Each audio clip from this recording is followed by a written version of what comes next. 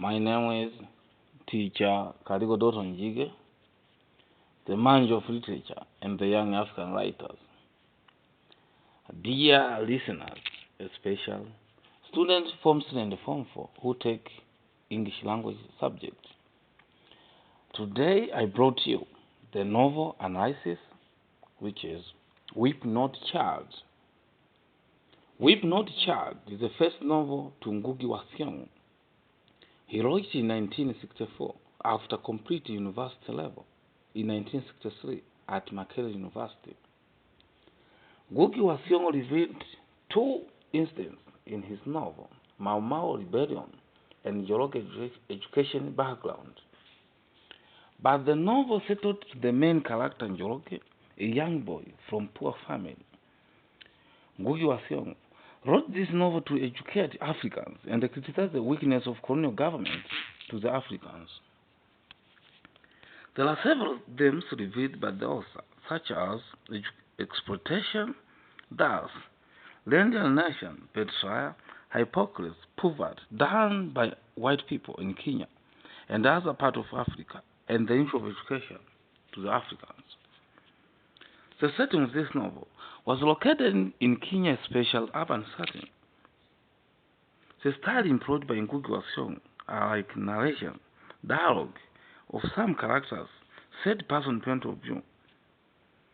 The novel has a total of 18 chapters with different incidents. Also, the plot has two parts. Part 1 has 7 chapters, and Part 2 has 11 chapters. The novel reveals the effect of Mau Mau War in Kenya. The author shows how people participate in the war. Some of the Kenyans are in dilemma. Example, Njoroge and Kamau, whether to be loyal to the family or the government. Also, the author shows how Africans led by betrayed fellow Africans by being closer to the whites while neglecting fellow Africans. The novel has 8 chapters, as I said, which are categorized into 2 parts. The first part has the title, The One Right, which has 7 chapters, and the second part has the title, Darkness Falls, with 11 chapters. There is an interlude effect of the protest by the Africans against their white masters. Part 1, labeled as The One Right. This part has 7 chapters. Chapter 1, Nyokabi, Ngozo's second wife, informs her son, Njoroge, of the plan to take him to school. The boy looks excited about the news. Njoroge wants to go to school so that he can be like the big son of Jacobo and the children of Mr. Howland.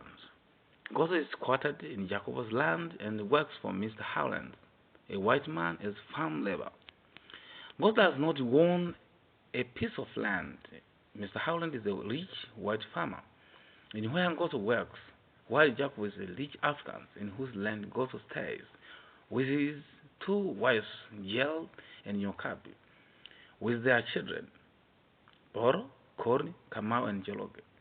It is also revealed that the blacks, especially boys who are working for India traders at a shopping center at Kipanga, are extremely exploited by their bosses. Chapter 2.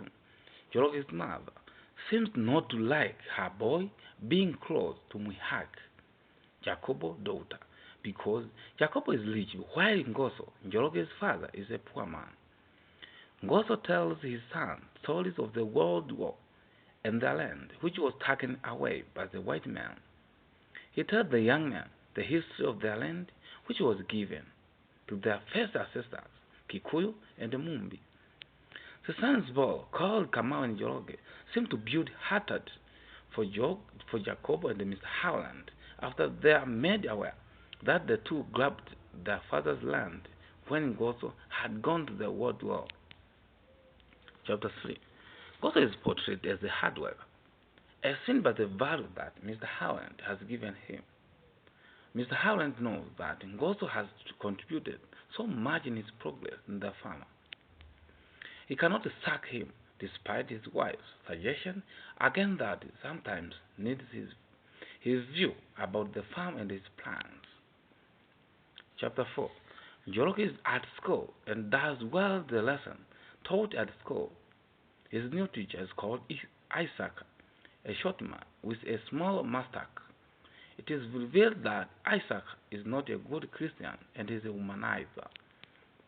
Njoroge is still close to Jacob's daughter. Ngoso believes that education of their son will be a salvation to the family and the people of Kenya who want their kind banned from the white man. Chapter 5. Boro and the Koro have already left for the city because they did not have land or employment. Njoroge and the Kamau are afraid that their elder brothers would get lost in the city. Kamau complained about Nganga, who he intended to stop working for, and got the street. There is a strict plan by workers to protest against exploitation and low wages. The strict was throughout the country wide and each affects the white government. Chapter 6. Kore and Boro came at home with some men who know much about the affairs of the country. They are told about Jomo and the strict which dominated their talk. Ngoso has conflict with his wife Nyokabi. She has warned him against joining the strict, fearing that it would make him lose his job. Ngoso never once take orders from women. She was sloppy with him. Mr. Howland warns his employees never to involve themselves in the strict, or else they will lose their jobs. Ngoso is in dilemma on whether to strike or not. In this chapter 6, we got a family conflict between Ngoso and his wife Nyokabi. Chapter 7. It is the beginning of the new year. Njoroge and Muhaki are happy that they have passed their exams and would go to intermediate school. Ngoso is then given orders to vacate Jacob's land after the incident. He is given a piece of land to build the Nganga. The carpenter of the cost of building new huts is so high to Ngoso especially now when he has lost his job at Mr. Howland's farm. Kamau pays for Njoroge education cost in 2005. What Mihaki goes to boarding school for girls for outwear. This part 1. We got the conflict, the several conflicts, example, political conflict between the Africans and white people. Africans fought for independence and white people fought for their position. And also we get the conflict of economic conflict between Africans and white people. Africans struggle to eliminate the poverty. Let us look part 2, now labeled or named as Darkness Falls, chapter 8. Histories of dead and Khmer read of the African free, armed spirit of all over the world.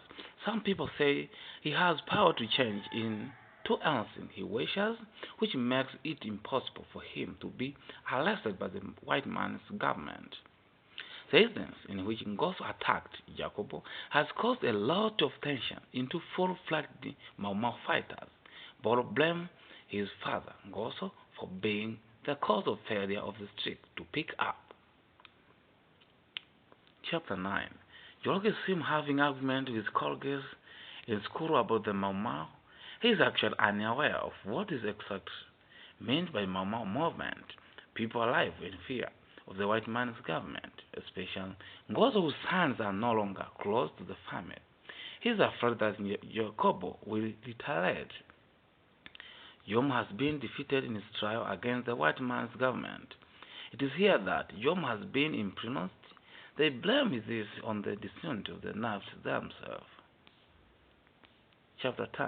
The pleasure of the Mau Mau is giving Mr. Howland a hard time with administration. He is, however, determined to whip them out of using the fellow Africans.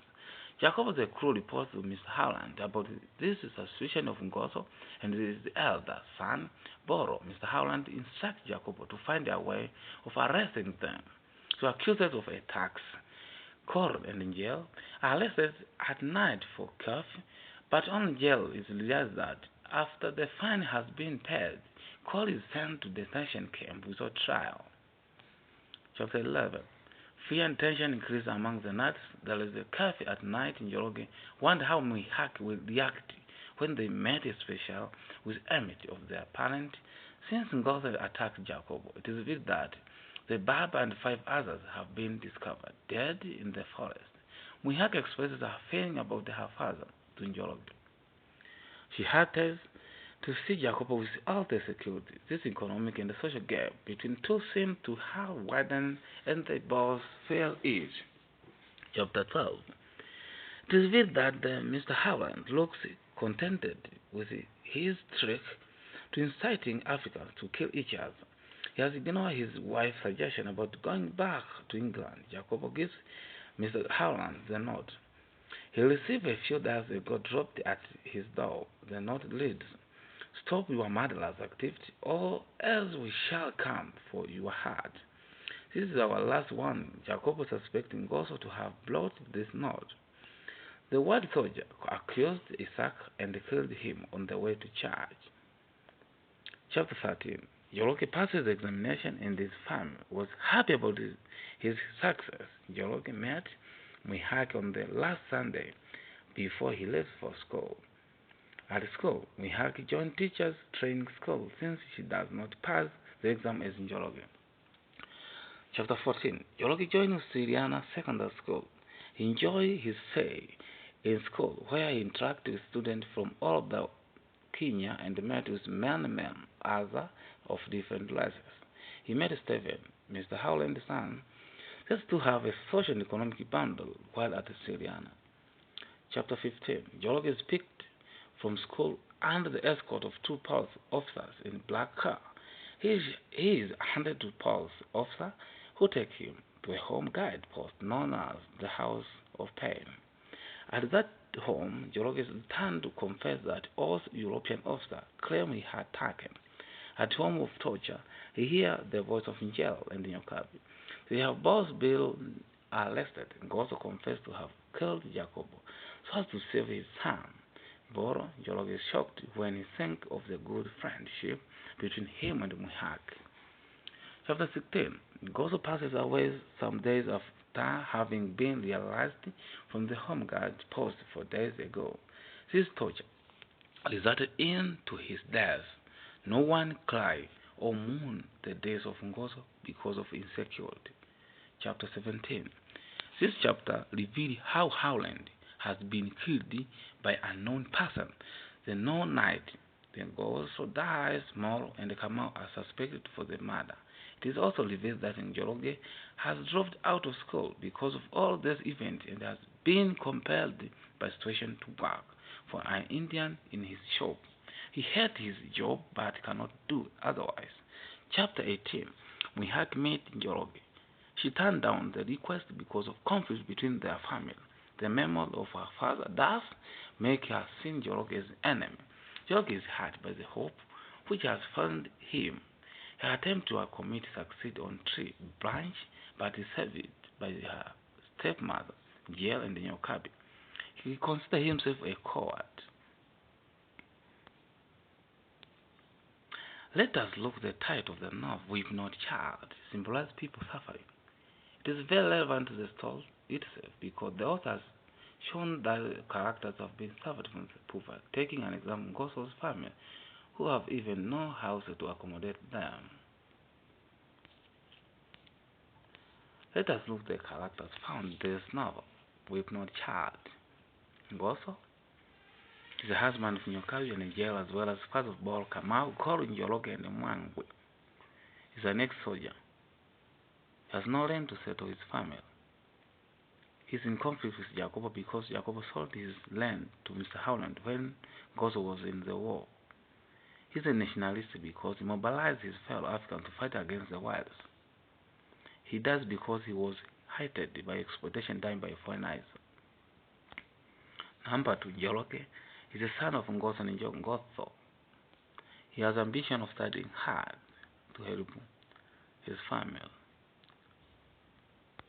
Number 3, Jacobo. He's a rich African farmer.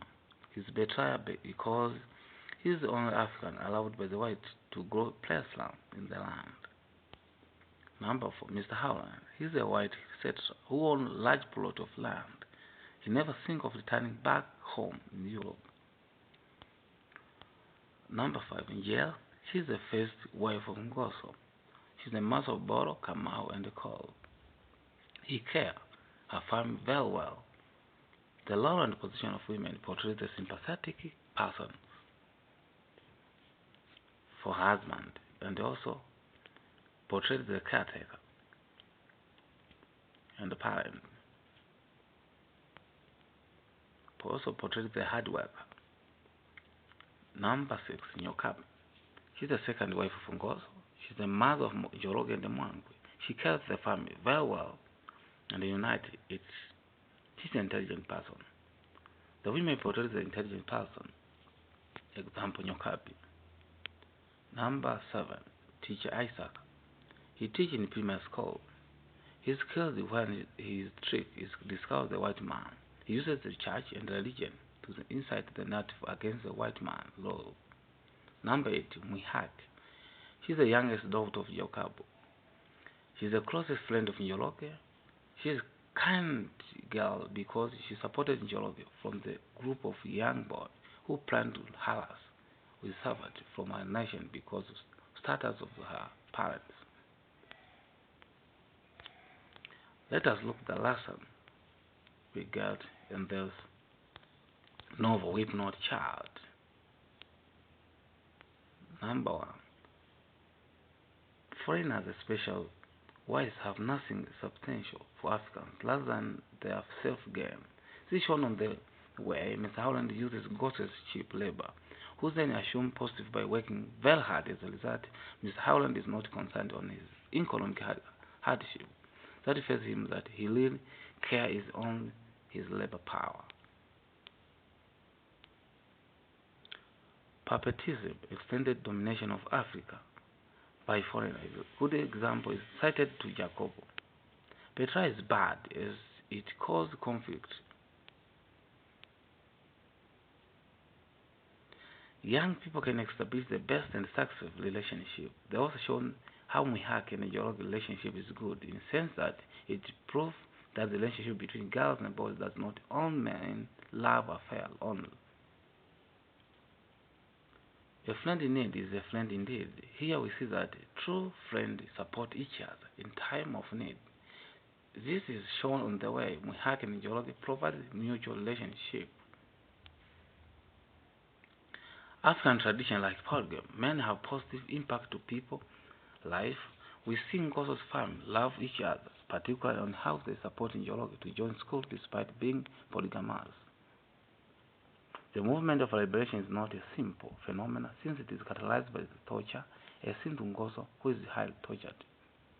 That is the message found in this novel.